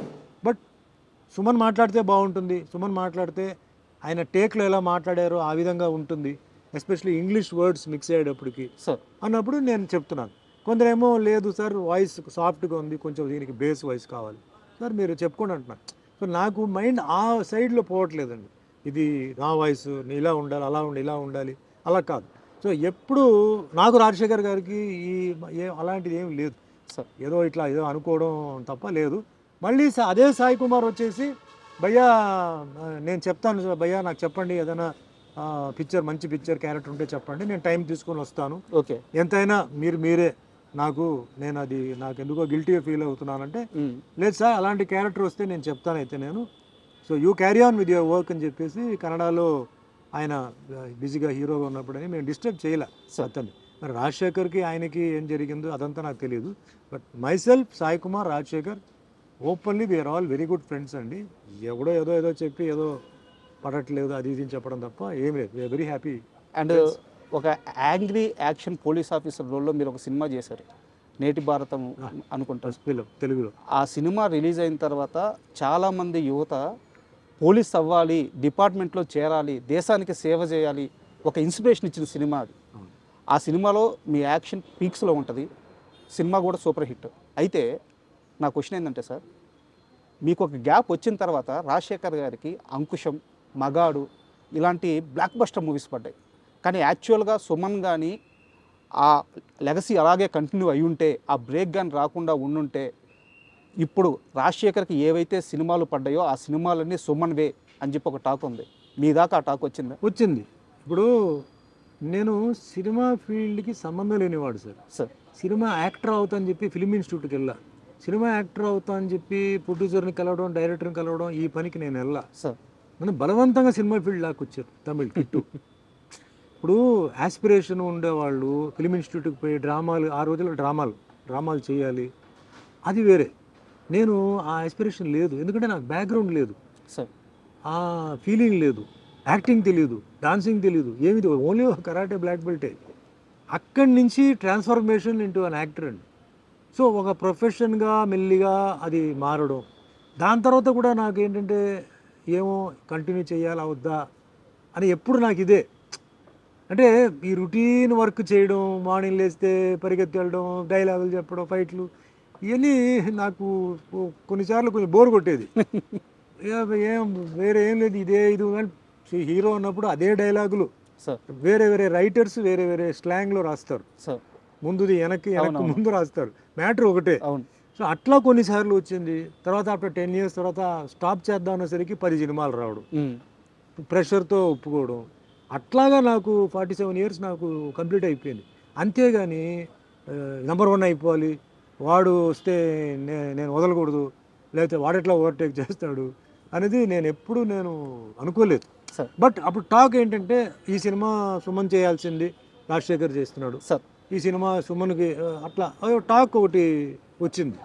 బట్ నేను దాని గురించి పెద్దగా, ఎందుకంటే ఛాలెంజెస్ తర్వాత వస్తూనే ఉంటారు సార్, మనమే ఉండాలి అనుకుంటే ఎట్లా. సో ఈరోజు మీరు అంటే కంపేర్ చేస్తే ఈరోజు హీరోస్ లిస్ట్ వచ్చేటప్పటికి చాలామంది ఉన్నారు. అవును, మనం ఎవరిని ఆపలేము, ఎందుకంటే ఆ ఫ్లో పోతూనే ఉంటుంది. మన లెవెల్ని, మన స్టాండర్డ్ని ఇంప్రూవైజ్ చేసుకొని బెటర్ క్యారెక్టర్స్తో పోవడం తప్ప మనం వాళ్ళు రాకూడదు అని మనం బాధ పెట్టలేము. సో మనం వాళ్ళు కూడా ఈయన రాకూడదు అని చెప్పేసి ఆపడానికి లేదు. అంటే లేదు సార్, అంటే సుమన్ అనే వ్యక్తి ఏ రోజు కూడా అలా ఆలోచించిన మనిషి కాదు, అది అందరికీ తెలుసు. కాకపోతే ఇలాంటి ఒక టాక్ ఉందని మీకు చెప్పాలనే ఉద్దేశంతో ఈ క్వశ్చన్ అడిగాను. వచ్చింది, టాక్ వచ్చింది. సో అండ్ మీరు లైఫ్ గురించి, మీ కెరీర్ గురించి మాట్లాడేటప్పుడు చాలా ఎక్కువ సార్లు దేవుడి ప్రస్తావన తీసుకొని వస్తారు. సో దేవుడిని మీరు చాలా బలంగా నమ్ముతారు. అయితే ఒక ఇంటర్వ్యూలో మీరు మాట్లాడుతూ నా పైన చేతపడి కూడా జరిగింది అని చెప్పి మీరు అన్నారు. సార్ మీ పైన జరిగిన అక్రమ కేసులు, వాటి గురించి అన్ని వివరాలు అందరికీ తెలుసు. దాని నుంచి మీరు కడిగిన ఒక ముత్యంలాగా ఎలా బయటపడ్డారో కూడా అందరికీ తెలుసు. అయితే ఈ చేతబడి చేపించిన వ్యక్తులు ఎవరు సార్? అది తెలియదండి. ఇప్పుడు కూడా అది చాలా ఇండస్ట్రీలో కూడా ఇప్పుడు కూడా బిజినెస్, ఫిలిం ఇండస్ట్రీ తర్వాత వాటిలంతా ఇప్పుడు జరుగుతూనే ఉన్నాయి ఇప్పటికీ. కేరళలో చాలా ఫేమస్ చోటాని కరే అని చెప్పి ఒక ప్లేస్ ఉంది సార్. అక్కడ ఈ చేతపడి చేసింది తీసేయడం చాలామందికి తెలియదు. అంటే రకరకమైన మెథడ్స్, విచ్ క్రాఫ్ట్ అంటారు చూసారా, రకరకమైన ఇవి ఇంకా జరుగుతూనే ఉన్నాయి సార్. కేరళ వాళ్ళకి బాగా తెలుసు ఎట్లా దాన్ని ప్రయోగం చేయడం, ఎట్లా దాన్ని చేయడం, డల్ చేయడం, లేకపోతే మనస్పర్ధాలు తీసుకురావడం, అది ఇప్పుడు కూడా ఉందన్నమాట. అది అప్పట్లో నాకు అంటే కొందరు ఏం చెప్పారంటే కొంచెం టైంలో అంతా ఇది జరిగింది చెప్పేసరికి నేను కూడా తర్వాత అక్కడికి వెళ్ళిపోయి, అంటే వాళ్ళు ఏదో చేశారండి, ఏదో పూజ చేయాలన్నారు, ఏదో చేసాం, విడిపించాం, అయిపోయింది అన్నారు. ఓకే, అదేం నేను కాదు అని నేనేం చెప్పను. బట్ నేను ఏమి నమ్ముతానంటే నేను చెప్తున్నాను చూసారా, టైం అనేది, ఆ డెస్టినీ అనేది ఒక డిజైన్ పెట్టేసింది సార్. ఈ సంవత్సరం ఇది, ఈ సంవత్సరంలో ఈ నెల ఇది, ఈ నెలలో ఈ వారం ఇది, వారంలో ఈ రోజు ఇది, అది జరిగి తీరాలి, అది జరిగి తీరాలి సార్. అది నా ఎక్స్పీరియన్స్తో చెప్తున్నాను. మనం వేరే వాళ్ళ మీద చెప్పొచ్చు, వీడు తొక్కేసాడు, వీడు నొక్కేసాడు, వీడి వల్ల జరిగింది, వాడు. ఆ టైం అలా జరిపిస్తుంది, ఆ టైం కొందరితో చేయిస్తుంది. వాళ్ళకి చెయ్యాలన్న ఉద్దేశం లేదు, అది వాళ్ళ రాతే, అది వాళ్ళ రాతే, ఆ కర్మ, అదే కర్మ అనేది ఆ తప్పు చేయిస్తుంది అక్కడ. వాళ్ళ తర్వాత అనుభవించాలి. ఖచ్చితంగా సార్, ఖచ్చితంగా వాళ్ళు ఫ్యామిలీతో అనుభవిస్తారు. నాకు దెబ్బ తగిలిందంటే నా చేయి నొప్పి అండి, నా ఇంట్లో పిల్లలకు దెబ్బ తగిలితే ఏంటండి, వాళ్ళకన్నా నాకు నొప్పి ఉంటుంది. అది అలాగే రోగాలు రావడం, రోగాలు కూడా టైంని బట్టి సార్ వస్తుంది. మన బాడీలో ఫుల్ ఏంటంటే, అంటే నేను కొంచెం అస్ట్రాలజీ చదివాను సార్, మన బాడీలో ప్రతి part is connected to planet అండి సార్. ఏదో ప్రాబ్లం ఉంది అంటాడు డాక్టర్, అంటాడు నీకేమీ లేదు, నువ్వు బాగానే ఉన్నావా, నువ్వు ఎక్కువగా ఆలోచిస్తున్నావు, నీ రిపోర్ట్స్ అని బ్రహ్మాండంగా ఉంది అంటాడు. కానీ అతనికి సరిగా లేదు, రాత్రి నిద్ర పట్టట్లేదు, శ్వాస సరిగా రావట్లేదు, ఏదో అంటాడు. అన్డయాగ్నోజబుల్ డిజీజ్ అంటారండి. వాడి కష్టం వాడికి ఒక్కడికే తెలుస్తుంటుంది. వాడికే తెలుసు. అదే దట్ ఈస్ టైం. అలాగే బాగా తాగుతాడు సార్ వీడు, ఉదయం మధ్యాహ్నం సాయంత్రం కూడా తాగుతాడు, 10 సంవత్సరాల నుంచి తాగుతున్నాడు కానీ ఇంకా బ్రహ్మాండంగా ఉన్నాడు అంటారు. అది టైమింగ్. అంటే ఆ గ్రహాలు లోపల ఉన్న గ్రహాలు అంత బలంగా ఉంటాయి సార్. యాక్సిడెంట్ జరుగుతాయి సార్, అయిపోయాడు అనుకుంటాం, బ్రతికిపోతారు, తిరిగి వస్తాడు. కొందరు నుంచుని అలా పడిపోతారు. అవును. All this is connected to time అండి. Family, career, health, wealth, prosperity, అధికారం, అవన్నీ టైం కనెక్టెడ్. మనం అందుకే చెప్తాను కదా, అవతల వాడిని చూసి ఎప్పుడు మనం వాడెలా ఉన్నాడు నాకు ఇలా ఉండాలి అవదు, కష్టం. సార్ ఆస్ట్రాలజీ అన్నారు కాబట్టి నాకు ఒక చిన్న డౌట్ ఉంది. అంటే మీకు గురుడి స్థానం చాలా బలంగా ఉంది, బుధ గురు, అంటే నాకు కొంత అవగాహన ఉంది అందుకని అడుగుతున్నాను. మీ జాతకం ప్రకారం బుధ స్థానం గురు స్థానం చాలా బలంగా ఉంది. అండ్ మీకే తెలియకుండా చిన్నప్పుడు ఒక ఆర్ట్ ఫామ్ నేర్చేసుకున్నారు, మార్షల్ ఆర్ట్స్. అంటే గురుగ్రహం బలంగా ఉన్న వాళ్ళకి ఆర్ట్స్ వచ్చేస్తాయి. ఖచ్చితంగా మీ జాతకంలో మీరు ఇండస్ట్రీలోకి ఒక ఆర్ట్ వైపు రావాలని రాసిపెట్టి ఉండాలి, కానీ మీ జాతకంలో అది లేదంట. అవును. ఎలా సార్ ఇది పూర్తిగా విరుద్ధంగా ఉంది? అదే పైవాడు అండి, ఇక్కడే వస్తుంది. ఇప్పుడు అన్నిటికన్నా శక్తి అనేది మహాశక్తి సార్. ఆ శక్తి ఏంటంటే ఇప్పుడు మనిషి జాతకం రాస్తాడు సార్, జాతకాన్ని కూడా ఉల్టా తిప్పగలిగే శక్తి పైవాడు సార్. ఓకే. చాలామంది జాతకం చెప్తారు సార్, ఆ డెత్ అనేది ఎవడైనా కరెక్ట్గా చెప్పగలుగుతాడా? లేదు. చెప్పలేడు. అదేంటి వాడి జాతకం అయిపోయింది కదా, వాడు ఇంకా వాడు ఉన్నాడు ఏంటి, ఇంకా వాడు తిరుగుతున్నాడు ఏంటి అంటారు. పైవాడు అదే మిరకల్. మిరకల్ మీనింగ్ ఏంటంటే అది, వాడికి టైం అయిపోయింది. ట్రాజెడీ మీనింగ్ ఏంటి, అదేంటి అప్పుడే చనిపోయాడు, పాపం చిన్న వయసు, వాడికి ఇంకా మంచి భవిష్యత్తు ఉంది కదా, జాతకంలో అలా లేదు కదా. కర్మ. పెళ్ళి అయిన తర్వాత అన్ని జాతకాలు చూసి పెళ్లి చేస్తారు సార్ కదా. అవును. మ్యాచ్ అయిందా లేదా అని. అవును, చాలా ముహూర్తాన్ని బట్టి టైం తాళి కడతారు. అవును. ముహూర్తానికి ఫస్ట్ నైట్ పంపుతారు, అన్నీ పంపుతారండి. ఎందుకు విడిపోతున్నారండి? పెద్ద పెద్ద వాళ్ళు చీప్గా చూడరు కదా జాతకాలు. అవును. పూర్వజన్మ కర్మ. ఆ పూర్వజన్మ కర్మలో బ్యాలెన్స్ ఉంటుంది, అది బెండు తీస్తుంది. ఎట్లా? పిల్లల ద్వారా. ఎవడైతే తప్పు చేసాడో వాడేమనుకుంటాడు, నన్ను ఎవడేం పీకలేడు, నేను అది చేశాను ఇది చేశాను, వాడిని మోసం చేశాను అనుకుంటాడు. కానీ వాడికి ఒక మనసు ఉంటుంది కదా, దానికి ఫీలింగ్ ఉంటుంది కదా, అది ఫీలింగ్ ఇవ్వాలి కదా. ఎవరి ద్వారా? పిల్లల్ని బెండి తీస్తే వాడు ఏడుపుతాడు, లేదా వాడు ఏడవడు. సో కర్మ, ఆ కర్మ సిస్టమ్ అండి. You get what you give అంటారు. You give happiness, you get happiness. You give sorrow, you get sorrow. So ఆ కర్మ సిద్ధాంతం అక్కడ ఏంటంటే అది బుక్లో ఎంటర్ అయిపోతుంది. మీరు ఏ తప్పు చేసినా అది ఎంటర్ అయిపోతుంది. ఎప్పుడు ఇవ్వాలి, ఏ విధంగా ఇవ్వాలి, ప్లేట్లో ఇవ్వాలా, ఆకులో ఇవ్వాలా, ఎట్లా ఇవ్వాలి అనేది డిసైడ్ చేసి మీ కరెక్ట్ టైంకి పెడుతుందండి. సార్ మీ జైలు జీవితం గురించి, ఆ పరిస్థితుల గురించి మీరు చాలా ఇంటర్వ్యూలో మాట్లాడారు. నేను వాటి లోతుల్లోకి వెళ్ళట్లేదు సార్. ఆ అంశం మీద నాకు 2 క్వశ్చన్లు ఉన్నాయి, ఇప్పటి వరకు ఎవరు అడగలేదు. 1985 మే 19 డేట్ తప్పైతే కరెక్ట్ 19th. ఆ రాత్రి మీ ఇంటికి పోలీసులు వచ్చారు, మిమ్మల్ని తీసుకెళ్లారు, ఒక ఎఫ్ఐఆర్ వేశారు, అక్కడ ఉంచారు. సరే, దాని నుంచి మీరు ఒక 6 నెలల తర్వాత బయటపడ్డారు, జైల్లో చాలా కష్టాలు అనుభవించారు. ఇవన్నీ పక్కన పెట్టేద్దాం, ఎందుకంటే అందరికీ తెలుసు. కానీ సార్ మీరు జైలుకి వెళ్ళక ముందు ఒక పెద్ద రాజకీయ నాయకుడు, తమిళనాడులో ఒక పెద్ద రాజకీయ నాయకుడు మిమ్మల్ని పిలిచారని, సుమన్ నీ మీద ఇలాంటి ఒక అభియోగాలు నేను వింటున్నాను, నా దాకా వచ్చినాయి, జాగ్రత్తగా వాటన్నిటినీ పక్కకు వచ్చేసి అని అడిగారని, దానికి మీరు నేను ఏ తప్పు చేయలేదు, నాకు సంబంధం లేదు, నాకేం సంబంధం, నాకెందుకు చెప్తున్నారు అని ఆయన నొచ్చుకునేలా సమాధానం చెప్పారని, దానివల్లే మీరు జైలుకి వెళ్ళాల్సి వచ్చిందని నేను ఒక 2 రోజుల్లో అన్ని పాత వార్తలు అన్నీ తెలుసుకొని కాస్త మీ ముందు ఈ క్వశ్చన్ ఉంచుతున్నాను. నిజమా అబద్ధమా? రాంగ్ అండి. ఎవరు నన్ను పిలవలేదు, ఎవరు నాతో మాట్లాడలేదు, ఏ పెద్ద రాజకీయ నాయుడు కూడా నా దగ్గరికి రాలేదు. It was all of a sudden అండి. సుమన్ జైలుకి వెళ్తారని సుమన్కి ముందే తెలుసు కదా? లేదు, తెలియదు. తెలిస్తే మేము జాగ్రత్తలు ఉంటాం. మీ వెనక పోలీసులు పడుతున్నారని, మీ కాల్స్ కానీ మీ మెసేజ్లు కానీ ఎవ్రీథింగ్ పోలీసులు ట్రాక్ చేస్తున్నారని మీకు తెలియదు? అక్కడ మెసేజ్ ఎక్కడ ఉంది ఆ టైంలో? కాల్స్ లేవు. అంటే మా ఐడ్రీమ్కి వచ్చినప్పుడు భానుచంద్ర గారు ఒక మాట చెప్పారు, ఒకరోజు రోడ్డు మీద ఆయన పోతా ఉంటే మీరు ఆల్ ఆఫ్ సడన్గా కార్ వేసుకొని వచ్చేసి, అప్పటికే అది న్యూస్ వచ్చేసిందండి. అది జరిగిన సెకండ్ డే ఏదో నాకు అరెస్ట్ అయింది. ఓకే, అంతే. అది ఆయన చేసిన సెకండ్ డేకి నాకు అరెస్ట్ అయింది. సార్ అప్పటికి మనకి అంటే మనకున్న ఒక సర్కిల్ ఉన్నారు కదా, 2-3 డేస్ ముందు తెలిసిపోయింది. సర్కిల్ చెప్పారు ఓకే. ఇట్లా ఏదో అనుకుంటున్నారు ఇట్లా అన్నప్పుడు ఇప్పుడు భయపడిపోయి కండిషన్ బెయిల్ తీసి లేకపోతే హై బెయిల్కి పోవడం లేదు. నేను I wanted it let it come, I was prepared come what may. ఎందుకంటే అలా చేసినప్పుడు వేరే ఎవడో చేయాలనుకున్న వాడు ఇంకా దారుణంగా ఏదో ఒకటి చేస్తాడు. ఇప్పుడు ఇలా వెళ్ళిపోవడంతో ఏంటంటే వాడి మైండ్లో వేరే ఏదైనా ఉండుంటే అది వెళ్ళిపోయాడు లోపల, అమ్మయ్య నా ఇదే అనుకొని కొంచెం వాడు రిలాక్స్ అవుతాడు. అది అవలేదు అనుకోండి ఇంకా వేరేదైనా వాడు చేయవచ్చు కదా. సో రాని చూద్దాం, నా టైం ఎలా ఉందో చూద్దాం, ఏం జరుగుతుందో చూద్దాం అని చెప్పి నేను ఐ ఫేస్డ్ ఇట్. నేనేమి పారిపోయి ఎవరి రికమెండేషను లేకపోతే ఎవరిది ప్రెషరు అట్లాంటిది ఏమి నేను ఇది అడాప్ట్ చేయలే. ఇట్స్ మ్యాటర్ ఆఫ్ టైం అండి, అంతే. రకరకంగా న్యూస్ ఉంటుంది అది ఇది అని, బట్ నా లెక్క ప్రకారం అది ఓన్లీ టైం. ఆ టైం వచ్చేటప్పటికి ఎవరో ఒకరు దాన్ని చేయిస్తారు. మంచి చెడు. 6 నెలల జైలు జీవితం అంటే చిన్న విషయం కాదు సార్. ఎందుకంటే 2 రాత్రులు జైల్లో ఉంటేనే మనిషి మానసికంగా కృంగిపోతాడు. పక్కన ఎవరు ఉండరు, అయిన వాళ్ళు ఉండరు, పలకరించే వాళ్ళు ఉండరు.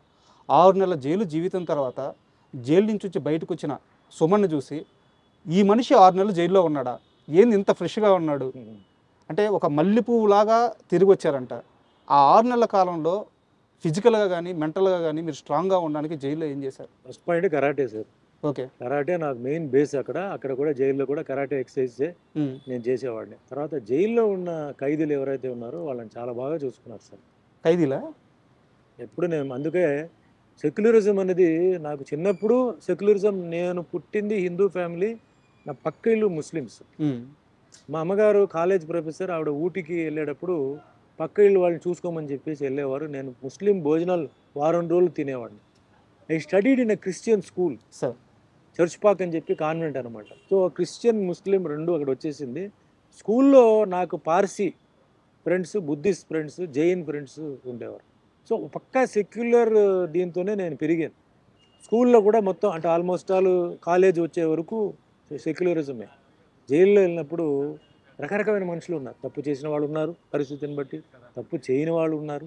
బట్ అందరికీ సింపతి నా మీద, నాకు అలా జరగడంతో అందరూ సింపతిగా ఫీల్ అయ్యి వాళ్ళ భోజనాలు కూడా నాకు సగం వాళ్ళు డైలీ షేర్ చేసేవారు.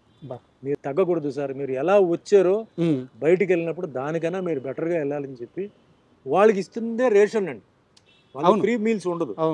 ఆ రేషన్లో కూడా నాకేంటంటే నాకు టిఫిన్ కానీ, మధ్యాహ్నం భోజనం కానీ, నైట్ నాన్ వెజిటేరియన్ అన్ని పెడతారు, వారానికి 3 సార్లు పెడతారు.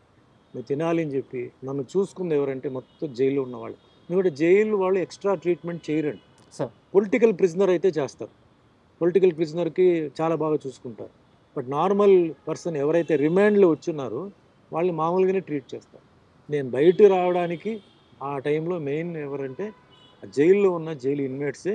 దాంట్లో హిందూ, ముస్లిం, క్రిస్టియన్ అందరూ, అన్ని క్యాస్ట్, అంటే తమిళనాడు అన్ని క్యాస్ట్, అన్ని రకమైన మతాలు, కులాలు ఉన్న వాళ్ళు చూడడంతోనే నేను బయటకు వచ్చినప్పుడు ఎవరు నమ్మలా. ఎవరు ఈయన జైలుకి వెళ్ళింది బ్రహ్మాండంగా ఉన్నాడు, ఈయనకేంటి అబద్ధం చెప్తున్నారు చాలా మంది చెప్పేవారు. సో అవన్నీ భగవంతుడు చూసుకున్నాడు. ప్రాసెస్ ఏంటంటే ఇట్స్ ఎ లెర్నింగ్ ప్రాసెస్. మనం లైఫ్లో ఒక జర్నీ, ఏమేమి నేర్చుకోవాలో, ఏ ఏజ్లో నేర్చుకోవాలి, ఎలా నేర్చుకోవాలి అన్నీ నాకు ఆ టైంలో ఒక మంచి ఒక లెసన్ లాగా నాకు వచ్చి ధైర్యం అండి ఫేస్ చేయడానికి ఏదైనా సరే. ఇప్పుడు ఒక లెవెల్లో ఉన్నాం, కిందకి వెళ్ళిపోయాం, ఇప్పుడు ఎలా ఉండాలి, మళ్ళీ పైకి వస్తాం. సో అట్లా బ్యాలెన్సింగ్ ఆఫ్ లైఫ్ నాకు ఇలాంటి జర్నీలో నాకు జరగడంతో ఈరోజు ఏదో డెస్పరేట్ అయిపోవడం, ఉక్కిరిబిక్కిరి అయిపోవడం, డ్రగ్స్కి వెళ్ళిపోవడం, నెవర్.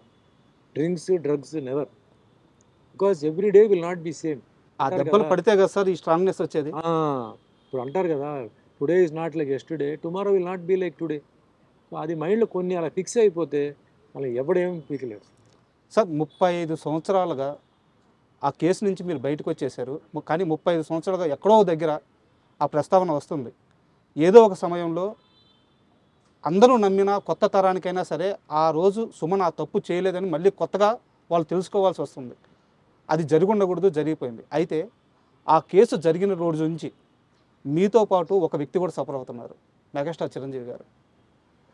ఈ మొత్తం కేసులో ఆయన ఇన్వాల్వ్మెంట్ అస్సలు లేనే లేదు అని మీరు కనీసం కొన్ని 10 సార్లు క్లారిటీ ఇచ్చున్నారు. ఆయన మీడియా ముఖంగా ఇప్పటికే ఒక 5-6 సార్లు క్లారిటీ ఇచ్చున్నారు. ఇప్పటికీ ఆయనంటే నచ్చని వాళ్ళు, ఆయన్ని తిట్టాలనుకునే వాళ్ళు, ఆయన్ని వ్యతిరేకించే వాళ్ళు ఇప్పటికీ ఆ కేసు మీద పెట్టి కింద కామెంట్లో సోషల్ మీడియాలో పెడుతూ ఉంటారు. మీరిద్దరు చేయాల్సిన అన్ని ప్రయత్నాలు చేశారు, ఇది తప్పు, ఆయన ప్రమేయం లేదు అని చెప్పేసి. కానీ ఇప్పటికీ అంటూనే ఉన్నారు. ఇందాక నేను మిమ్మల్ని ఒక వరం అడిగాను. ఆ వరం ఇప్పుడు మీరు చిరంజీవి గారికి ఫోన్ చేసి ఒక్కసారి దీపావళి శుభాకాంక్షలు చెప్తే. ఇప్పుడు అది అది వద్దు sir, I don't want to barge. ఎందుకంటే మా రిలేషన్షిప్ బాగుంది సార్. ఏదో అడ్వాంటేజ్గా తీసుకొని అది చేస్తే మళ్ళీ రేపు ఫ్యూచర్లో నాకు ఇది కాల్ చేసేది నాకు రాదు సార్. సో ఆయన అడగకుండా అది చేయకూడదు. అది సార్ ఆయన అడిగి నెక్స్ట్ టైం ఏదైనా ఉంటే మనం చేయవచ్చు, కానీ అడగకుండా I don't want to do it. Exploit చేయడం నాకు ఇష్టం లేదు. అంటే ఆ రిలేషన్ ఎలా ఉంది సార్ ఇప్పుడు? నా మీద కానీ చిరంజీవి గారి మీద కూడా ఏంటంటే ఎప్పుడు ఉంటాయి, ఎంత మంది చేసినా పినాలే వెనకాల ఎవరో ఒకరు ఉంటారు. సో ఏదో ఒకటి ఇలా చేస్తే అది సుమన్ చేసినట్టు, లేదా ఏదో ఒకటి కమెంట్ చేస్తే అది చిరంజీవి చెప్పినట్టు అన్న ఒక దాంట్లోనే ఒక థ్రిల్ వస్తుంది వాళ్ళకి. నేను చెప్తాను చూడండి మీకు థ్రిల్ అంటే ఈ పర్వర్షన్లో ఇప్పుడు మీ చాలా I'm very sorry to say YouTube ఛానల్స్లో మేము ఆర్టిస్టులు చనిపోయినట్టు కొందరు వేస్తుంటారు. అవును సార్, చూసే ఉంటారు. అవును. ఏదో ఫోటో పెట్టి అవును. లాంగ్ షాట్లో ఏదో మా రిజంబ్లెన్స్ కొంత పెట్టి మధ్యలో క్లోజప్లు పెట్టి అది పర్వర్షన్. అది వన్ టైప్ ఆఫ్ పర్వర్షన్. అలాగే ఇది ఒక టైప్ ఆఫ్ పర్వర్షన్ ఇది. సో దాన్ని మనం ఏం చేయలేం. ఇప్పుడు ఆ పర్వర్టెడ్ మెంటాలిటీ ఉంది చూసారా, దాన్ని మనం ఏం చేయలేం. కానీ ప్రాసెస్లో ఏమవుతుందంటే చాలామంది బాధపడతారు, చాలామంది షాక్ తింటారు, చాలామంది అభిమానులు తట్టుకోలేకపోతారు. వాళ్ళు ఫోన్ చేసి మాకు అడుగుతుంటారు, సార్ ఏదో న్యూస్ వచ్చింది ఇట్లా ఇట్లా అంటే వేరే హీరో మీకు తెలుసు కదా జరిగిందా సార్ అట్లా అంటారు. అదేంటి వాళ్ళు అంటారు అంటే ఛానల్ చూడండి, మెయిన్ టీవీ ఛానల్స్ చూడండి అంటే ఛానల్స్లో రాలేదు సార్ అంటే ఉండండి అని చెప్పి మళ్ళీ మేము ఎంక్వైరీ చేసి లేదు అదేంటి సార్ టీవీలో అట్లా చేస్తారేంటి అని బొమ్మ వేసి బాడీ చూపించంటే మీరు సరిగా చూడండి అయ్యా బాడీ ఎవరిది, అది ఏంటది, ఫోటో ఉండొచ్చు కట్ షాట్, అది అవును, ఈ ఫోటో అది బాడీ, పాపం వీళ్ళు తెలీదు ఎడిటింగ్. అవును. అట్లా చాలా జరుగుతున్నాయి. సో అట్లా ఏంటంటే పాపం చిరంజీవి గారిని ఆ విధంగా ఇచ్చేయడం ఒక శాడిజం. అది ఆయన్ని ఏదో మెంటల్గా హ్యారెస్ చేయాలని వేరే రకంగా వాళ్ళు చేయలేకపోతున్నారు, కనీసం ఈ రకంగా చేయాలని చెప్పి పాపం చేస్తున్నారు. అంటే అంతకన్నా వర్స్ట్ ఫెలోస్ ఇంకెవరు లేరు. నేను చిరంజీవి గారు బెస్ట్ ఆఫ్ ఫ్రెండ్స్ అండి. మేము అప్పుడప్పుడు కలుస్తుంటాం, మాది గెట్ టుగెదర్ ఉంటుంది. మేము హ్యాపీగా సాయంత్రం 6 గంటల నుంచి ఉదయం 6 గంటల వరకు హ్యాపీగా మేము ఆడుకుని మా మొత్తం ప్రపంచాన్ని మర్చిపోయి మేము హ్యాపీగా మీ 80s బ్యాచ్ అందరూ 80s బ్యాచ్ మేము హ్యాపీగా ఉంటున్నాం. మాకు అలాంటిది ఏ ఫీలింగ్ లేదు. ఎవరి ప్రాబ్లం వాళ్ళది, ఎవరి సక్సెస్ వాళ్ళది. బట్ అక్కడ మటుకు ఏంటంటే వీఆర్ ఆల్ వన్. నేల మీద కూర్చుంటాం, పాటలు పాడతాం, డాన్స్ ఆడతాం. రజనీ గారు వస్తారు, అందరూ జాకీ ష్రాఫ్ వస్తారు, భానుచందర్, మలయాళం ఆర్టిస్ట్ శరత్ కుమార్ అందరూ వస్తారు. మాది వేరే. అది అక్కడ డబ్బు సక్సెస్ అదంతా ఉండదు. ఆ ఇయర్లో ఎవరైతే ఉన్నారో ఆ గ్రూప్ అనమాట. అట్లా. అండ్ మీరు ఇందాక ఈ యూట్యూబ్ ఛానల్స్ గురించి వాటి గురించి ఇప్పుడున్న జర్నలిజం గురించి ఒక మాట తీశారు కాబట్టి ఈ మధ్యకాలంలో మీరు సినిమా ప్రెస్ మీట్లు గమనించుంటారు. మనకి వేరే రాష్ట్రాల నుంచి వచ్చిన హీరోలను పట్టుకొని మీరు హీరో మెటీరియల్ కాదు అని చెప్పడం, ఒక హీరోని పట్టుకొని ఉమ్నైజరా అని అడగడం, అంటే వాళ్ళ మనోభావాలు, వాళ్ళ ఆత్మస్థైర్యం, వాళ్ళ ధైర్యం అన్నీ దెబ్బతినేలాగా జర్నలిస్టు ప్రెస్ మీట్లో క్వశ్చన్స్ అడగడం మీ దాకా వచ్చుంటాయి అనుకుంటున్నాను. వచ్చింది. మీరు చూసిన సినీ జర్నలిజం ఎలా ఉండేది, ఇప్పటి సినీ జర్నలిజం ఎలా ఉంది? మేము అప్పుడు 75, 85, 95 సార్ అప్పుడు దాకా ఏంటంటే ఎల్లో జర్నలిజం ఉండేది సార్. ఎల్లో జర్నలిజం ఏంటంటే కొన్ని బుక్స్ దీనికోసం ప్రింట్ అయ్యేది. అది ఎక్కడ ప్రింట్ అవుతాయో తెలియదు, మార్కెట్లో ఉంటాయి. సెక్షువల్ స్కాండల్స్, ప్రొడ్యూసర్కి డైరెక్టర్కి ఏదో గొడవ, తర్వాత హీరో హీరోయిన్కి ఏదో పెళ్ళి అయిపోయిందని, లేకపోతే ఏదో ఇట్లాంటివన్నీ వచ్చేది. అది దానికి ఒక మార్కెట్ ఉండేది. అది కొనుక్కునేవారు చాలామంది. అది నిజం అనుకొని మళ్ళా సార్ ఆ ఫొటోస్ కూడా ఏంటంటే తలకాయ కట్ చేసి పెట్టడం. ఇప్పుడు కొన్ని హీరోయిన్స్ నేకెడ్గా ఉండేలాగా హెడ్ని కట్ చేసి, అది బాగా తెలిసేది హెడ్ కట్ చేసి పెట్టారని. మీ తరం కూడా చాలా ఇబ్బందులు పడ్డారు అప్పుడు అన్నీ ఉండేది సార్. బట్ అది ఒక గ్రూప్ వేరే. బట్ గుడ్ జర్నలిస్ట్ వేరే, మంచి మేము జర్నలిస్ట్ అంతా మేము రెస్పెక్ట్ ఇచ్చాము సార్. మేము జర్నలిస్ట్ వస్తున్నారంటే లేచి నిలబడి కూర్చోమని చెప్పి భోజనాలు పెట్టి మాట్లాడి చేసాం. అంటే మంచి జర్నలిస్టులు ఉండేవారు. తర్వాత ఏమైంది, ఇలాంటి వాళ్ళు చేయడంతో ఏమైందంటే వాళ్ళ మీద కూడా అదే ముద్రపోయింది. అంటే ఇప్పుడు మీరు అన్న టాపిక్లో హీరోయిజం గురించి, పర్ఫార్మెన్స్ గురించి అది వేరే. ప్రైవేట్ మ్యాటర్స్కి పోవడం, పర్సనల్ మ్యాటర్స్కి పోవడం ఇది వేరే. ఓ ఒక దీంట్లో సరిగా యాక్ట్ చేయలేదంటే అడగడం తప్పులేదు. ఏంటి సార్ మీరు మంచి యాక్టర్ కదా, మీరు ఎందుకు దీంట్లో సరిగా చేయలేదు, తప్పులేదు. బట్ వేరే ఎఫ్ఐఆర్ గురించి అడగడం, నిజమా కాదా తెలుసుకోకపోవడం, చెప్పడం, ఒకసారి అలా అనేసిన తర్వాత నేను అలా అనుకోలేదు సార్ ఇదా, అది తప్పది. Journalism is a profession sir, దాన్ని జాగ్రత్తగా కాపాడుకోవాలి, కరెక్ట్ క్వశ్చన్స్ అడగాలి. మీకు ప్రూఫ్ ఉందా చూపించండి, అడగండి. ప్రూఫ్ లేకుండా అలా అన్నారు, ఇలా ఊహించుకున్నాం. ఇప్పుడు ఒక హీరో హీరోయిన్ ఉన్నారు సార్, వాళ్ళు క్లోజ్గా మాట్లాడుతున్నారంటే వెంటనే మనం వాళ్ళు ఇద్దరు లవ్లో ఉన్నారు, ఎఫ్ఐఆర్లో ఉన్నారు అనుకోకూడదు. అవన్నీ పోయింది. ఇప్పుడు జనరేషన్ కూడా చేంజ్ అయిపోయింది సార్. ఇప్పుడు అబ్బాయిలు అమ్మాయిలు బయట వెళ్తున్నారు, హోటల్కి వెళ్తున్నారు, తింటున్నారు, బయట టూర్స్కి వెళ్తున్నారు, పేరెంట్స్ వదులుతున్నారు, ఎవరి డిస్టెన్స్ వాళ్ళు మెయింటైన్ చేస్తున్నారు. స్టూడెంట్స్ని ఇప్పుడు చాలామంది మనం తప్పుగా అనుకుంటాం, రాంగ్ అది. వాళ్ళు they are thinking in a different way. మనకన్నా వాళ్ళు 100 times బాగా, అంటే ప్రొఫెషన్గా మనం ఎలా ఎదగాలి, ఫ్యూచర్లో నువ్వు ఏమవుతున్నావు, ఏం చదువుకుంటున్నావు, నీ ప్లాన్ ఏంటి, ఈ విధంగా ఆలోచించే వాళ్ళు ఉన్నారు. టూర్స్కి వెళ్తున్నాం, ఆ మధ్యలో కొంచెం అలాంటివి వచ్చి కొంచెం జర్నలిస్ట్ మీద కొంచెం బ్యాడ్ వచ్చింది. జర్నలిస్ట్ని అవాయిడ్ చేయాలని చెప్పి కొన్ని వచ్చింది. కొన్ని జర్నలిస్ట్ మీద కూడా ఏంటంటే కొందరు వాళ్ళు మిస్బిహేవ్ చేయడం, వాళ్ళు మాట్లాడడం తెలియక ఏదో అంటే 10 మంది ముందు మనం అడిగితే అని చెప్తాం, అక్కడతో మేము కట్ చేసేస్తాం కదా, మేము ఎంకరేజ్ చేయం కదా. సో జర్నలిస్ట్ అనేది ఇట్స్ ఎ గ్రేట్ ప్రొఫెషన్, అది కరెక్ట్గా హ్యాండిల్ చేయాలి. కరెక్ట్గా చేస్తే ఎప్పటికీ మర్యాద ఉంటుంది, ఎప్పటికీ రెస్పెక్ట్ ఉంటుంది, లేకపోతే ఆ రెస్పెక్ట్ పోతుంది సార్. సార్ సుమన్ అనే వ్యక్తి పుట్టిందే ఆ శ్రీనివాసుని క్యారెక్టర్ చేయడానికి అని చెప్పి ఇప్పటికే కొన్ని లక్షల మంది నమ్మేశారు. మీరు నమ్మేయడం కాదు, నిజం కూడా అది. ఆ పాత్ర గొప్ప, అంటే ఆ పాత్ర గొప్పతనం అటువంటిది. అయితే ఆ పాత్ర సుమన్ గారి దగ్గరికి వచ్చే ముందు శోభన్ బాబు గారి దగ్గరికి వెళ్ళింది, ఆయన చేయలేను అన్నారు, తర్వాత సుమన్ గారి దగ్గరికి వచ్చింది అని చెప్పి అంటారు. మీ దాకా వచ్చింది ఈ న్యూస్?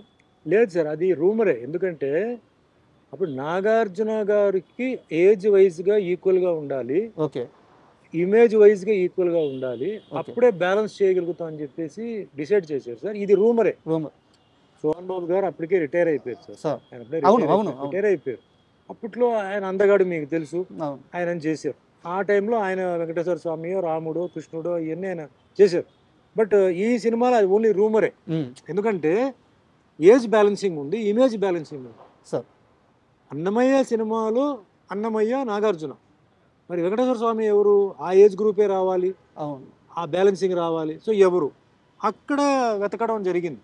ఆఖరికి వెతికి ఆఖరికి నాకు వచ్చిందనమాట ఆ క్యారెక్టర్. తప్ప సోహన్ బాబు గారిని అడిగారు, ఆయన వద్దన్నాడు, అప్పుడు నా దగ్గరికి వచ్చింది, అది రాంగ్ న్యూస్, రూమర్సే. అండ్ కొన్ని నెలల క్రితం తిరుమల వెళ్ళి రాఘవేంద్రరావు గారిని కలిశాను నేను. సార్ని కలిసి ప్రసాదం ఇచ్చి సార్తో మాట్లాడినప్పుడు కూడా, అంటే ఎప్పుడైనా సరే అన్నమయ్య అనే ఆ సినిమాని తీసిన వ్యక్తి కానీ, అందులో నటించిన వాళ్ళని కానీ, ఆ సినిమా గురించి మాట్లాడుతుంటే కానీ ఒక రకమైన గూస్బంప్స్. ఇప్పుడు కూడా ఆ సినిమాని ఇప్పుడు రిలీజ్ చేస్తే చూడాలని కొన్ని కోట్ల మంది ఎదురు చూస్తున్నారు సార్. ఎప్పుడు ఉంటుంది? Annamayya cannot be redone sir, but can be released. Yes, ఎందుకంటే అన్నమయ్య చేసినప్పుడు ప్రతి ఒక్కరు దాంట్లో ఒక గుడికి వెళ్తే మాల వేసుకొని ఎలా ఉంటారో ఆ విధంగా అందరూ ఉన్నారు సార్.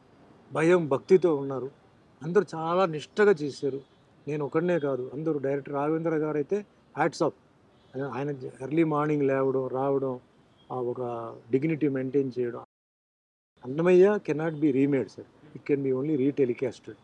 అదే సార్, ఇప్పుడు అది డిజిటల్గా మళ్ళీ కరెక్షన్స్ చేసి మళ్ళీ అది చేయాలి. ఆ రాఘవేంద్ర గారే చెయ్యాలి, ఆయన చేతిలో ఉంది, అది రావాలి, మళ్ళీ ఒక రౌండ్ అది తిరగాలి అనేది నా కోరిక. అంటే మీ నోటి ద్వారా వస్తే చాలా ఈజీగా పన్నవద్దైపోద్ది. వెంకటేశ్వర స్వామి గారికి మనం మెసేజ్ పెట్టాలి, ఆ వెంకటేశ్వర స్వామి దాన్ని మళ్ళీ రిలీజ్ చేసి, అంటే ఇప్పుడున్న డిజిటల్ కరెక్షన్స్తో, డిజిటల్ సౌండ్స్తో, వాటితో చేసి, అంటే డాల్బీ సిస్టమ్ ఇలాంటివన్నీ బాగా ఇప్పుడు చేంజ్ అయింది కదా, ఆ లెవెల్లో దాన్ని చేస్తే నిజంగా చాలా గొప్ప విషయం, చాలా గొప్ప సినిమా అవుతుంది. అండ్ అది ఆయన రాఘవేంద్ర గారే దాన్ని చెయ్యాలి. మేమందరం వెయిటింగ్ సార్ ఆ సినిమా. నేను జీవితంలో ఎంతోమంది డైరెక్టర్స్తో వర్క్ చేశాను. రాఘవేంద్ర గారితో నేను కమర్షియల్ సినిమా చేయాలని చెప్పి అనుకున్నాను, అవకాశం రాలా. నాకు మార్కెట్ ఉన్నప్పుడు ఆయన బిజీ, ఆయనకి ఖాళీ చేద్దామన్నప్పుడు నాకు మార్కెట్ కొంచెం అప్ అండ్ డౌన్. ఆయనంతా ఒక సిస్టమ్ ఇంక వదిలేశాడు, తర్వాత చూద్దాను. కానీ భగవంతుడు ఏం చేశాడు, అద్భుతం. అదంతా వద్దురా నీకు, అంతకన్నా బెటర్ ఇస్తాను నేను రాఘవేంద్రరావుతో, ఉండని చెప్పి ఇది ఆయన చేతులతో నన్ను చేశారు.